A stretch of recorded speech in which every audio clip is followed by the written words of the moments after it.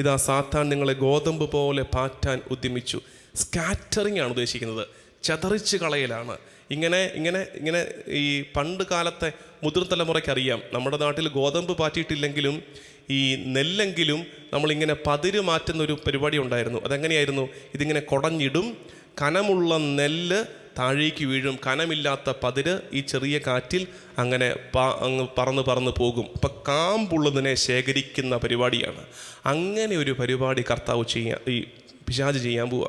അപ്പോൾ ചെതറിക്കപ്പെട്ട് പോകരുത്, വിശ്വാസത്തിൻ്റെ കനമുണ്ടാകണമെന്ന്. അതാണ് എൻ്റെ അർത്ഥം. നോക്കിക്കേ, സിമ്പിളാണത് മനസ്സിലാക്കാൻ വേണ്ടി. സാത്താൻ നമ്മളെ കുടയുന്നു.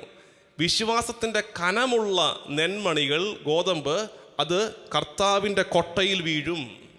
വിശ്വാസത്തിൻ്റെ കാമ്പും കനവുമില്ലാത്തവ അത് കാറ്റിൽ ചെതറിക്കപ്പെട്ടു പോകും, പറന്നു പോകും. അതുകൊണ്ട് ഞാൻ പ്രാർത്ഥിച്ചു, നിനക്ക് വിശ്വാസമുണ്ടാകാൻ വേണ്ടി, നിൻ്റെ വിശ്വാസം ക്ഷയിച്ചു പോകാതിരിക്കാൻ വേണ്ടി ഞാൻ നിനക്ക് വേണ്ടി പ്രാർത്ഥിച്ചു.